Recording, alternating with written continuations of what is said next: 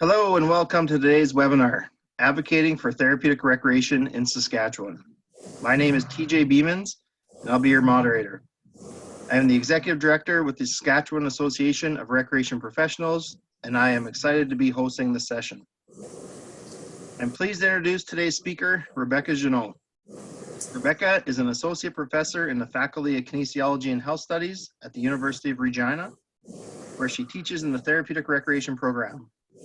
Her research focuses on the role of leisure among older adults, particularly those living with dementia and chronic illness. She's currently working on a collaborative project exploring meanings of sustained friendships in the context of dementia. Rebecca is an accomplished recreation professional whose work continues to contribute to the advancement of the profession. Today, she is here to share her latest research project, Strengthening Our Services. Before I hand the mic over to Rebecca, I have a couple housekeeping items. If you have any questions for our speaker, please send it through the questions tab at the bottom of your screen.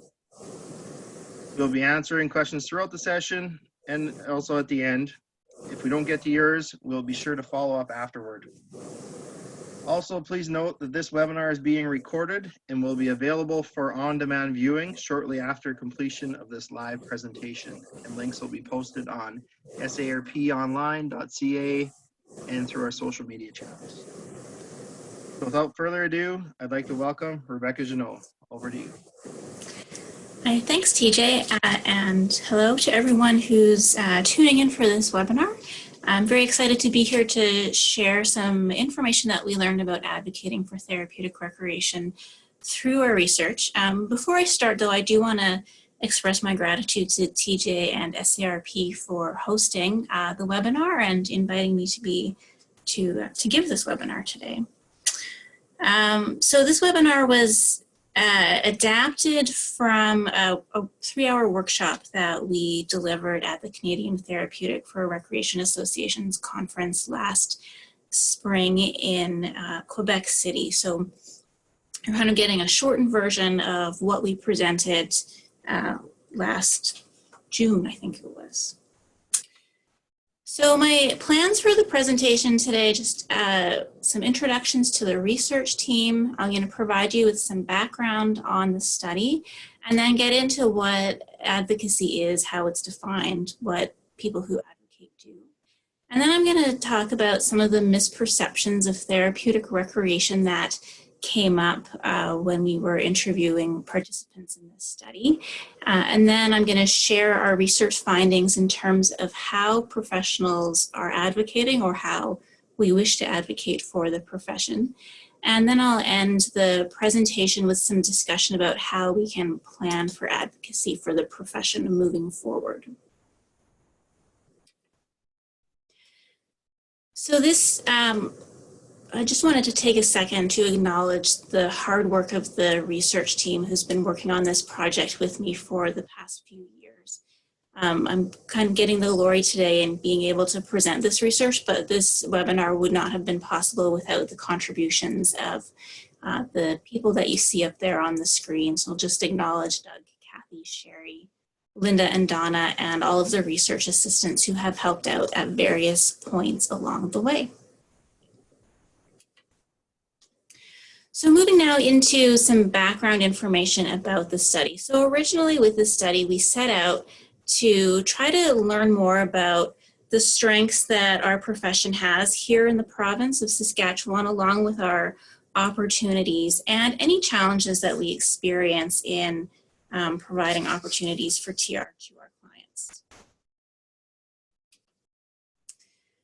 So for this study, we used an appreciative inquiry approach. So what that means is that we really wanted to focus on the strengths. So we really wanted to emphasize what was going well in our profession so that we can, understand where our strengths lie and then build on those strengths to develop the profession further in the province. And that's not to say that we didn't talk about challenges or difficulties or negative aspects of TR in Saskatchewan, but we really tried to emphasize what was going well in the way we framed the study and our research questions.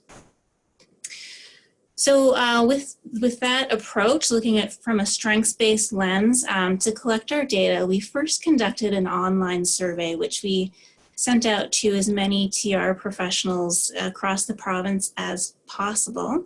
And then once we got all those surveys back, we looked at that information and created some interview and focus group questions based on the key themes or important parts of therapeutic recreation that were identified by the survey.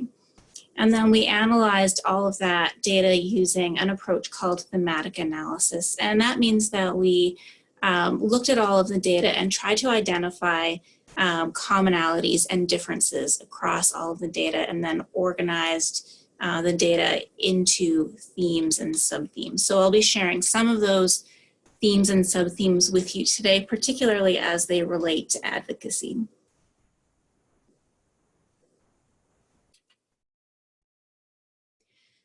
So with the survey in particular, advocacy was identified as vital for development in therapeutic recreation. And in fact, it was identified as the most important component that we need to focus on for development of TR in the province. So about 57 of 60 survey respondents identified advocacy as being important or very important. And we asked participants on the survey to include some written feedback as well, so to respond to some open-ended questions. So that quote in the third box, in the middle box there, was from a survey participant who wrote that, "I have seen the need for advocacy and promotion of TR benefits among coworkers who may not be educated or aware of the benefits of TR." And so because of the high response of advocacy being important, we then created questions around advocacy in the focus groups and interviews to get more information about what people are doing to advocate for therapeutic recreation and ways that we can continue to advocate in the future. So that gives you a little bit of background information on the study itself. And now I want to move on to some discussion around advocacy. And so just starting with some definitions of what advocacy is. And Shank, McGovern, and Nichols in the Professional Issues Therapeutic Recreation textbook identify advocacy as the process of advancing a cause. And Anderson and Hain, in their strengths-based approach to therapeutic recreation, define advocacy as speaking, writing, or acting on behalf of sincerely perceived interests of a disadvantaged person or group without conflict of interest. So when we're talking about advocacy, the purpose here is to bring about positive change that improves well-being. So when we can advocate for our profession, then we hope that participants are better able to experience therapeutic recreation in ways that improves their well-being. So according to Anderson and Hain, advocacy requires three important things. And the first is the desire to see positive change. So if we don't recognize that or have a wish to see change, then it's going to be really difficult to engage in advocacy. We won't have the motivation or the interest to do it. It also requires that we understand the issue. So we need to know what it is that we're advocating for and really understanding, the details of that particular issue. And finally, it requires a willingness to go public. So we have to be willing to speak up and willing to, be vocal about whatever it is we're advocating for, whether it's in a particular facility or whether it's with interdisciplinary team or whether it's with the community at large. We need to be willing to go public with our concerns and the way that we want to see the positive change occur. So advocacy is important in therapeutic recreation because our profession continues to be misunderstood as a healthcare profession. Sometimes therapeutic recreation isn't seen as important or as being evidence-based or as being goal-directed.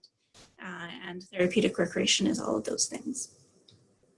It's also important to note that advocacy is a component of the National Council for Therapeutic Recreation Certifications advancement of the profession knowledge domain. So they are our responsibilities, I guess, to contribute to advancement of the profession through advocacy.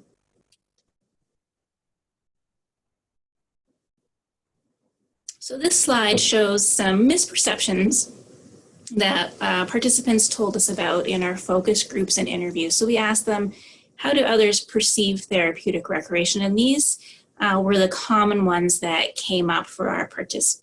We can see really that those misperceptions that we just plan the parties, we're just there to provide a distraction or babysit clients still persist. And another common one was that our job is easy and we're just having fun and it's not really work. So, we all know that these misperceptions are not true, and we feel frustrated by these misperceptions and kind of want to address them so people better understand what therapeutic recreation is and what it can do for our clients.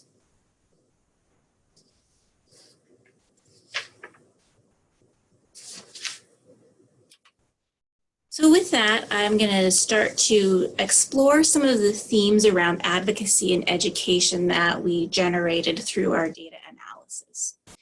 And so we have about 5 themes that I'm going to talk about today, including formal advocacy, informal advocacy, advocating for our clients, which is an important part of the role of the recreation therapist. And then we'll talk as well about opportunities for providing formal education around therapeutic recreation and what it is, as well as how TR professionals in the province are, finding those teachable moments and providing some informal education on a day-to-day basis as well. So the first theme of formal advocacy really referred to those more structured, planned opportunities that were designed to increase awareness about the profession and what it is that we do. So according to our research, formal advocacy includes standing up for ourselves, bringing in external voices, and showcasing our successes. So standing up for ourselves often involved recreation professionals explaining the benefits of TR to managers. According to one recreation coordinator, the process of standing up for TR requires time, patience, and persistence. Participants also expressed a desire to have people from outside their department or their facility to advocate on their behalf. So there was some discussion about the benefits of bringing in managers from other facilities where TR was better supported to talk about the benefits of the profession. And then for other participants, showcasing successes. So using visual images, photos, stories, newsletters, those kinds of things were perceived as a really good way to advocate for the value of therapeutic recreation.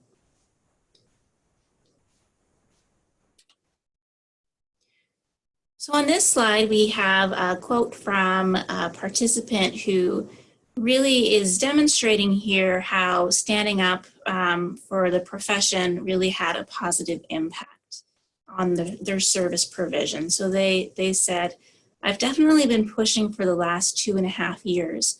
I'm very proud of what I've pushed for because we've come a long way, and I feel like I'm way more successful at my job, and I'm reaching more people.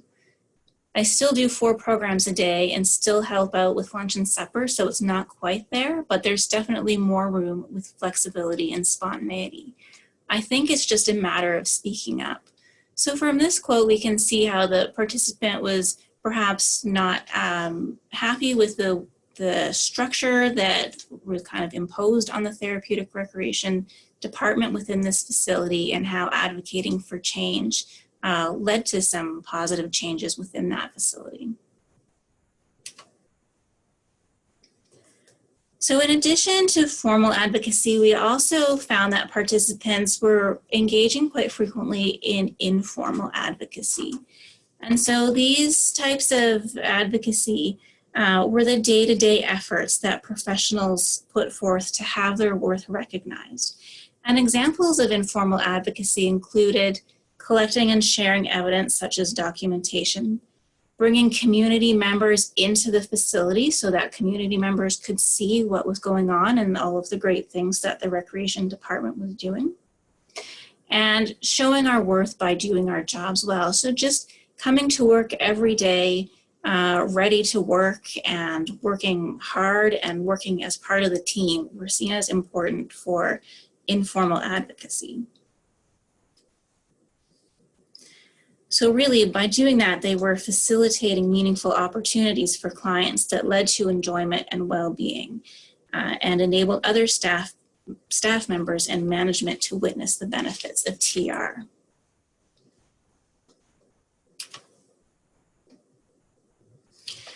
So on this slide, I have two quotes that really represented the informal advocacy that was occurring across the province in different facilities.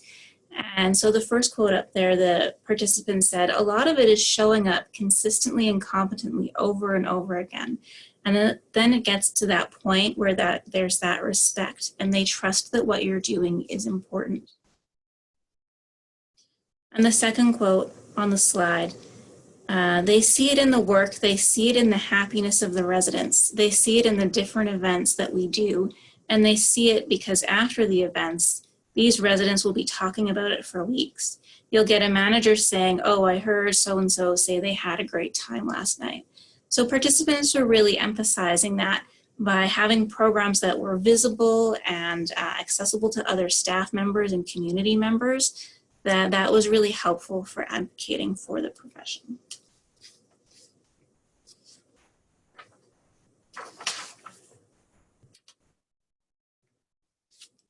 We also work really hard to advocate for our clients. And participants talked about how they advocated on behalf of clients in order to provide more leisure opportunities for them. Additionally, participants advocated to ensure that residents were not forced into particular programs that they were perhaps not interested in. So they really advocated to respect autonomy and self-determination for the clients. So in this quote from one of the focus groups, we can see this example of advocating for residents in a long-term care facility. So here our department tends to advocate for our residents for things like wireless internet, so that residents don't have to pay. So we think about how often we use the internet for our own leisure, and residents should have that opportunity as well. So by advocating for the wireless to reduce costs for residents, they really made a difference in the lives of their residents.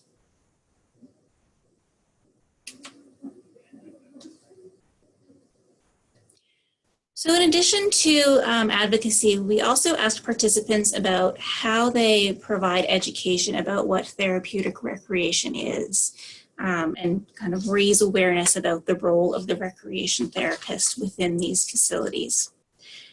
And so the formal education refers to structured opportunities to educate coworkers, students, and the public about therapeutic recreation.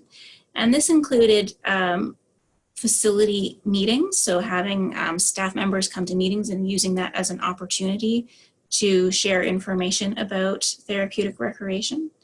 And they also did it through staff orientation, as well as in-services or grand rounds.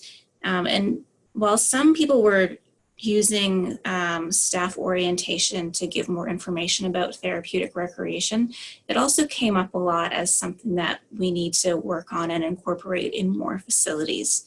So it might be worth considering how we can have some time within staff orientation to talk about what therapeutic recreation is. So this quote talks about one of these formal opportunities for education through monthly meetings. So this participant talked about using the opportunity to come together in the meeting that included managers and business office and other staff to talk about different topics. And that was one place where they would teach people about therapeutic recreation. And not just about what was going on in the facility, but also about, you know, what therapeutic recreation is and what we do.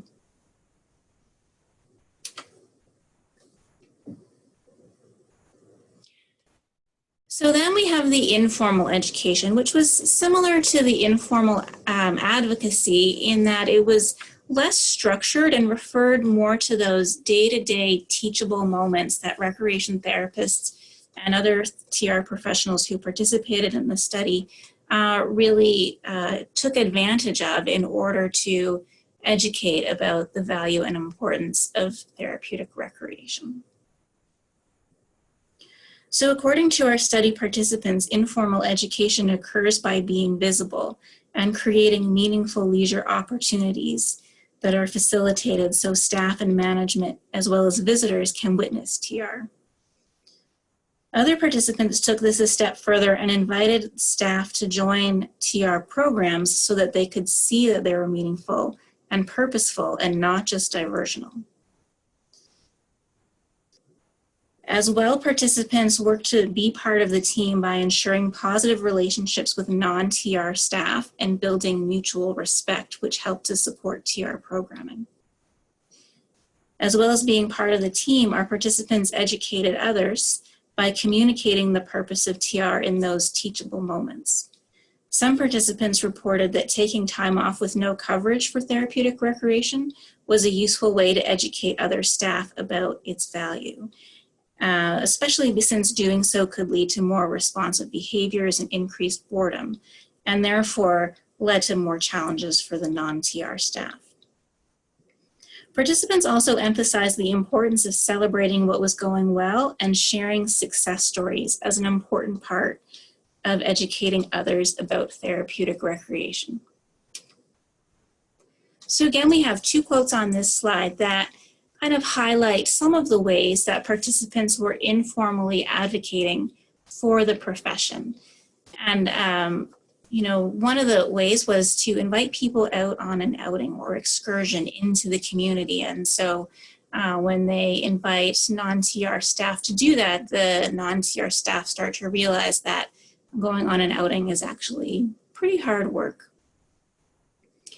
And in the bottom quote, the participant talks about you know, providing opportunities to invite staff to see what the therapeutic recreation department and the participants were doing. So food is key. So we made different things like salsa or pierogies, and then we invite staff to come and sample.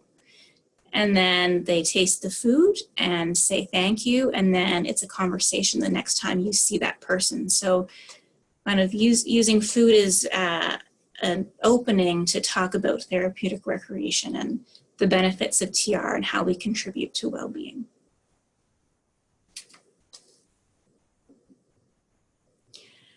So although we were doing some pretty good things in terms of advocacy across the province and having a lot of success, we certainly face challenges in advocating as well.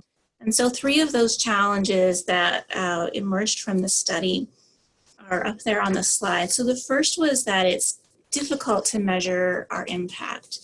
And so it's not as easy sometimes to measure the outcomes that therapeutic recreation brings about as it is with some of the other healthcare professions. So how do we measure joy or the leisure experience or feelings of success or accomplishment among our participants? And that can sometimes make it difficult for us to advocate for the profession. Participants often felt that although they were constantly advocating and educating about therapeutic recreation, that they felt unheard. So they felt discouraged about having to do it over and over again.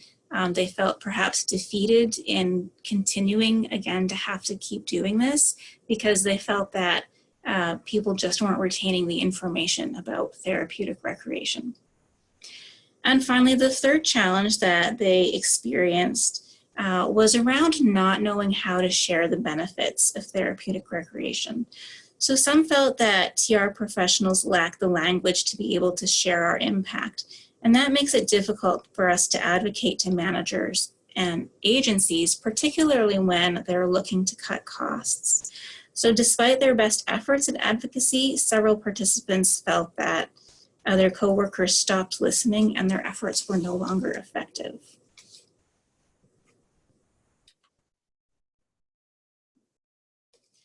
So this quote on the screen really speaks to the challenges that we do have in advocating for our profession because of some of the challenges listed on the previous slide. So this participant said, until we're able to articulate the value of our services and what our outcomes are in a relatable, measurable, monetary value that shows, yes, we're saving money, we're worth our salaries because we're reducing medication, and we are reducing wait times in Emerge, and we're reducing long-term care beds, whatever that may look like, or we're increasing independence in the community. We're not able to speak that language because we don't have it. We have a gap. We need someone or something to be able to articulate that more appropriately because we know what our value is. We can think of a million different experiences and outcomes on a daily basis. So this quote really spoke to me about the challenges we do have in demonstrating our worth and why advocacy can be so challenging for us as a profession. Despite those challenges, I wanted to end this section of the presentation with some positive examples of advocacy that is working. So I have a couple of longer quotes that are kind of short stories about advocacy that's going really well. So this participant stated that when I first started in their therapeutic recreation position, I had a lot of resistance from staff because in their perception, it was extra work for them to prepare the participants. So I brought a camera and I took pictures of the residents in the pool, being really happy, being on outings, being really happy. And I posted them all over the wall. And I think like they would see it and say, okay, this person doesn't smile this big outside the pool. But families would also come in and be like, wow, this is like, look at my dad doing this, holding this dog. It just made a really welcoming environment. And I was like, yes, it's a great place, but it's great because these services that we're providing with these intended benefits. So this is a really great story from someone who felt unsupported in their position and showcased their successes and used the visual images to create a welcoming environment that really demonstrated the benefits of the therapeutic recreation programming. And then I just have one more success story where this participant is talking about, again, talking about sharing those successes. So if a particular resident has been successful or they've done something new that they've never tried before, I'll tell the family and I'll tell the nursing staff. If I see someone, I'll talk to the care staff just casually. You wouldn't believe what this resident did today. And then we'll have a conversation about what he said or what he did. So again, using as an example of a success story in terms of using those teachable moments and those kind of informal opportunities to educate about the value of therapeutic recreation.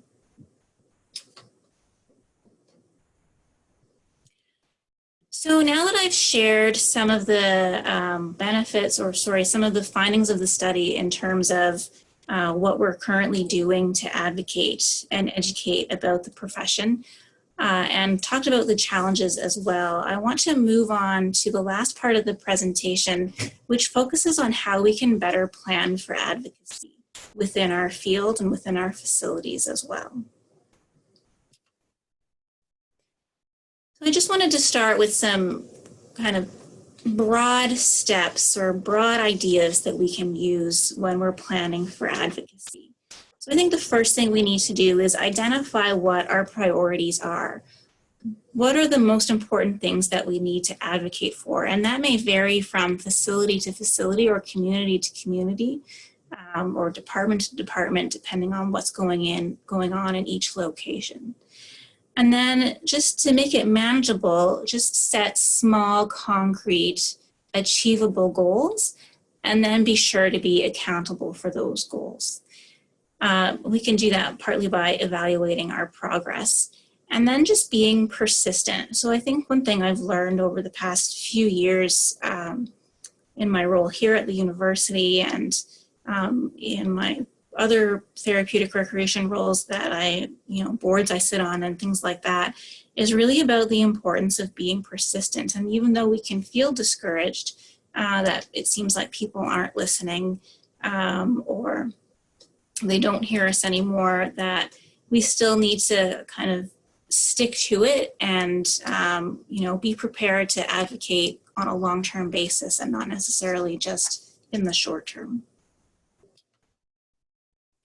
So one way that we can plan for advocacy is by creating an action plan. So once we have identified what our priorities are and what some of our advocacy goals are, we can create an action plan.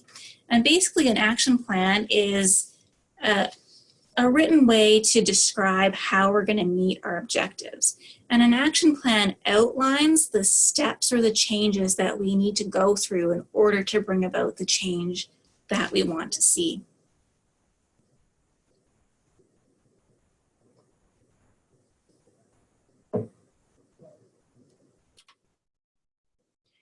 So why should we create an action plan? Well, if we create an action plan, it gives us more credibility.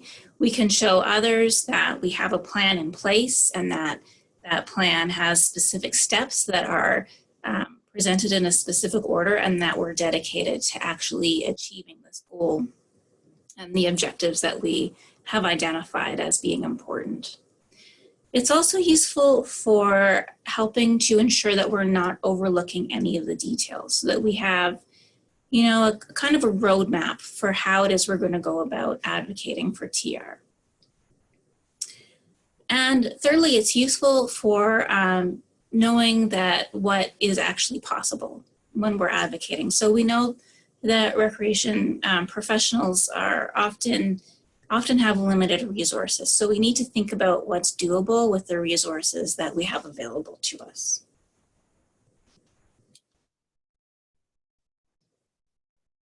So by creating an action plan, we can save time, energy, and resources in the long run. It can help us to be more efficient about how we're advocating for therapeutic recreation. And it also increases our accountability. So when we have these steps written out and people take responsibility for different steps, if we can share the load, then there's an increased chance that people will do what needs to be.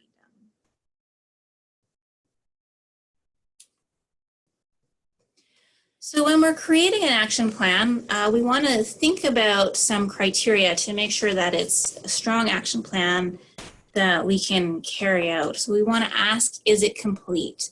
So do we have all of the steps or the changes listed in our action plan that are relevant to our situation or our workplace or our therapeutic recreation department? We want to ask if it's clear. So is it apparent who's going to be responsible for what and when they have to do that by? Is it current? So does our action plan reflect our current situation, what's going on in our workplace right now, rather than where we were at 5 years ago or where we want to be in 5 years, but is it something we can do now? Is it predictive? So are we, in using our plan, can we anticipate additional opportunities that may emerge as we move through this plan? And can we anticipate any barriers that we might bump up against when we start to carry out our action plan? And of course, is it smart? So is it measurable? Is it timely? All of that good stuff. And so once we have written our action plan, we can start to put it into place. So first we want to review that action plan to make sure it's complete and to make sure that the changes that we've proposed and the steps that we've proposed will actually help us accomplish what it is we're setting out to do. And now once that action plan is set out for us, the hard part is done. We can just start going through and putting that plan into action and running with it.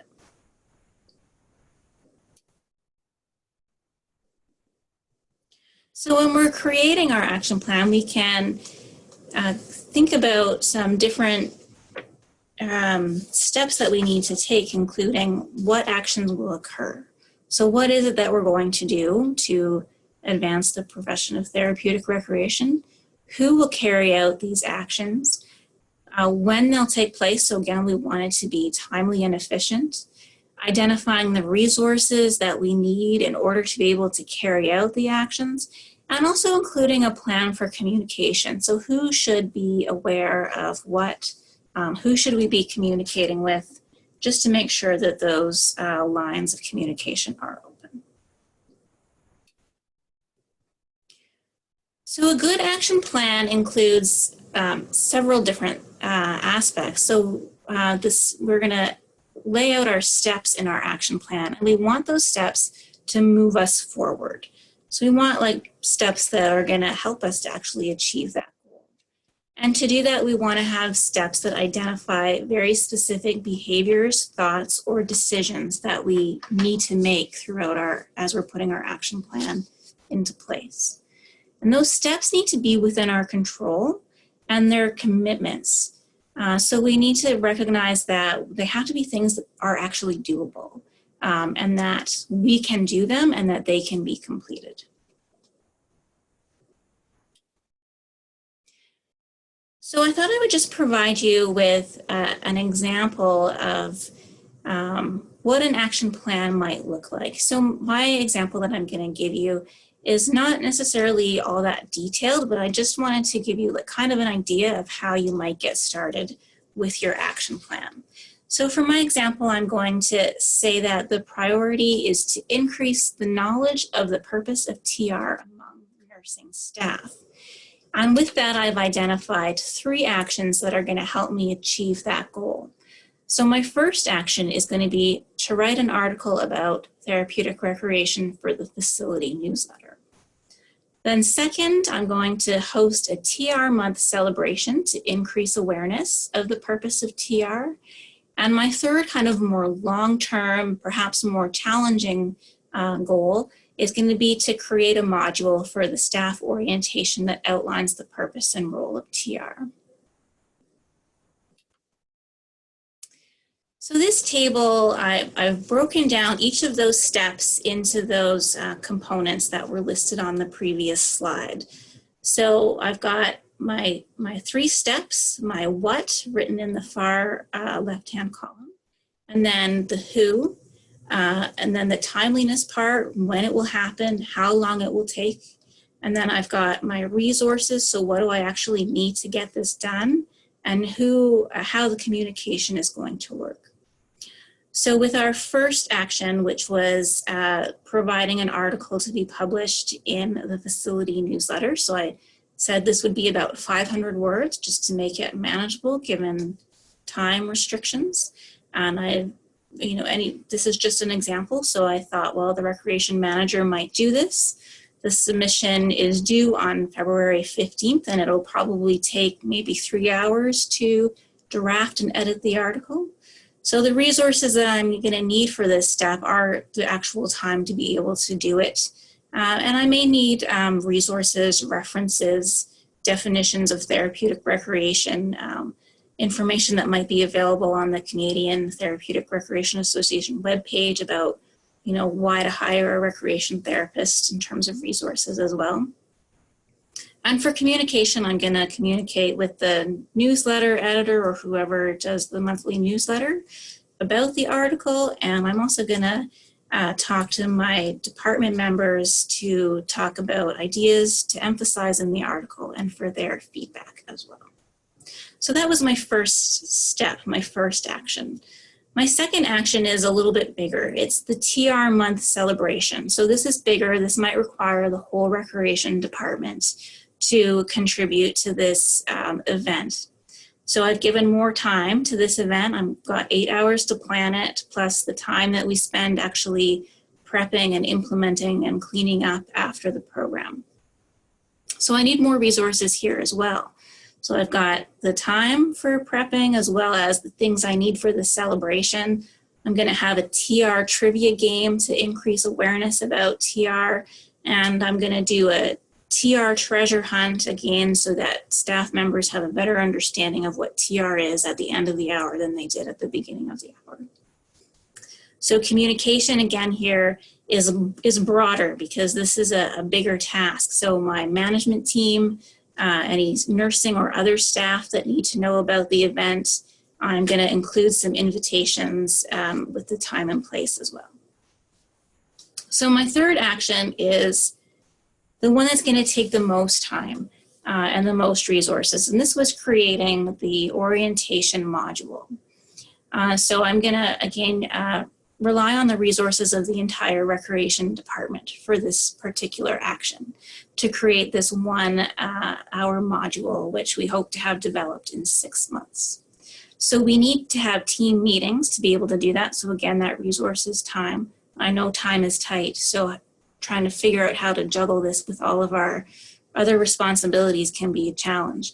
I may need access to presentation software as well as appropriate resources and references. And again, we need to communication with the management team, with human resources, if there's someone who leads the orientation with that person as well. So your action plan may be more detailed than this, but this is really just to give an example. So if we take our first action, our written information about the purpose of TR, then we can divide that into some smaller steps to make it seem more manageable. So first we'll decide on the message of the article and then identify and review any sources that will be useful. Then we might create an outline and write the first draft, do some editing, get some feedback from others, one more round of editing, and then submit the article. So by breaking it down into those smaller manageable steps, it might seem a little bit less overwhelming.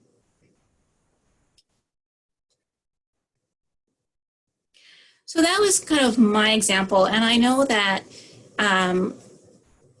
not everybody necessarily has a large team that they can collaborate with for advocacy, and I know that time and resources are really tight.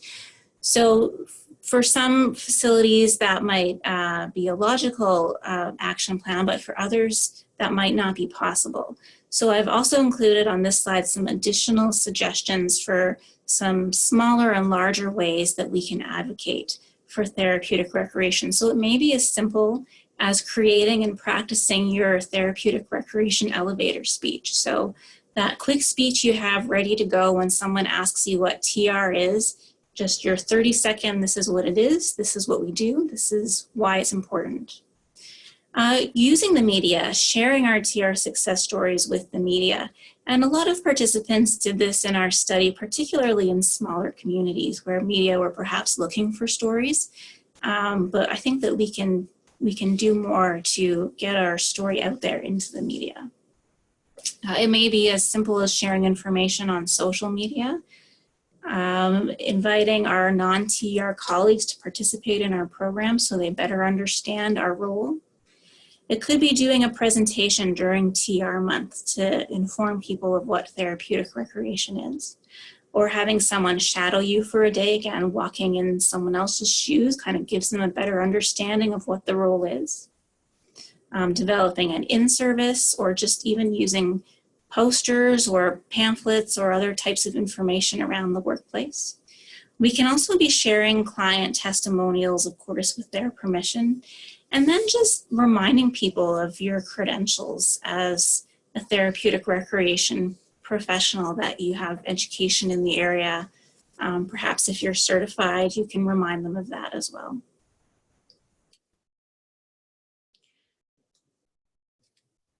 So we're likely going to bump up against challenges in advocating for therapeutic recreation. So it's important to try to share the load and find people that you can advocate with instead of trying to do it by yourself. And I know in this province, sometimes there's only one recreation coordinator who's working in a rural facility, so they may not have a lot of other staff members to help share the load in terms of advocacy.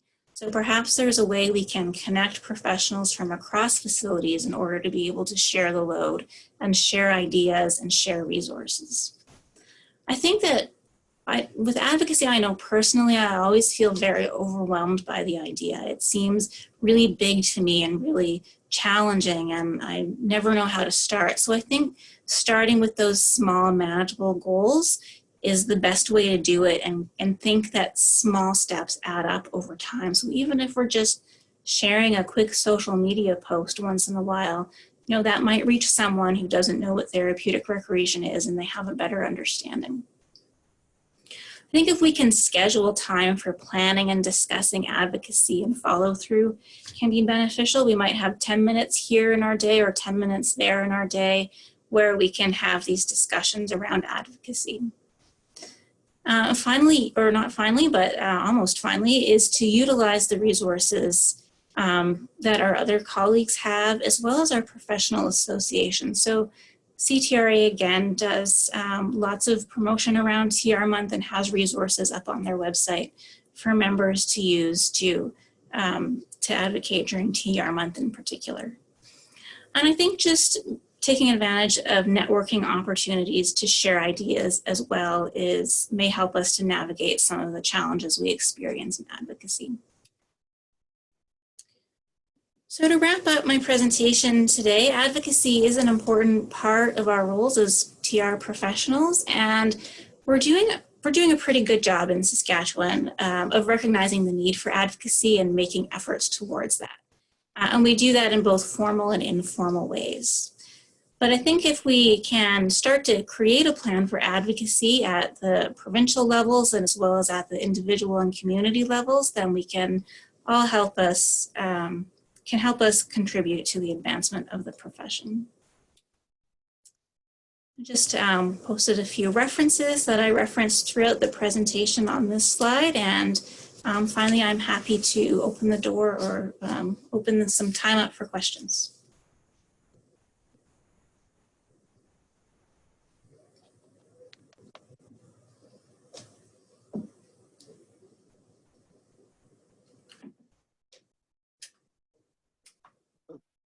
Thank you for that excellent presentation, Rebecca.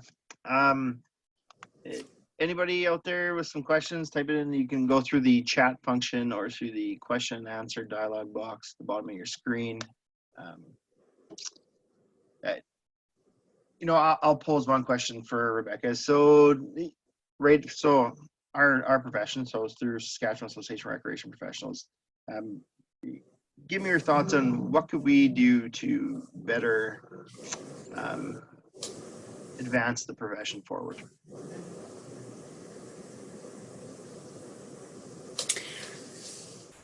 Well, I think, I wonder about the benefit of starting an advocacy committee for therapeutic recreation professionals through something like SARP to bring people together from across the province to share ideas and find out what's going on in different corners of this province, to create those resources that we need to better advocate in our provinces would be a really useful tool for us to draw on, and really helpful to have that support from SARP.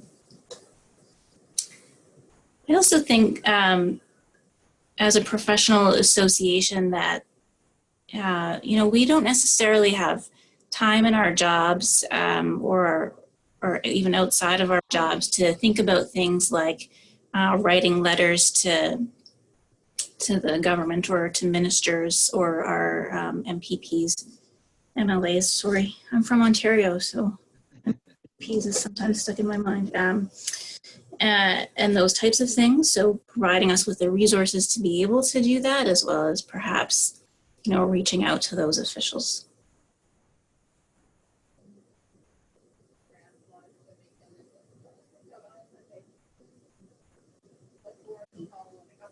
Excellent. Any other questions from the audience? Are you talking? I'm gonna tell them. Okay. Hearing nothing. If you do have any questions, please feel free to submit them to myself, Executive Director at sarponline.ca, through email. I can relay that to Rebecca, or there's Rebecca's email that she just put up there. Again, thank you very much, Rebecca. I certainly appreciate your time and sharing your information with us. Yeah, thanks again for the invitation. I'm happy to be able to present this information. Excellent. Thank you again, and everyone, have a wonderful day.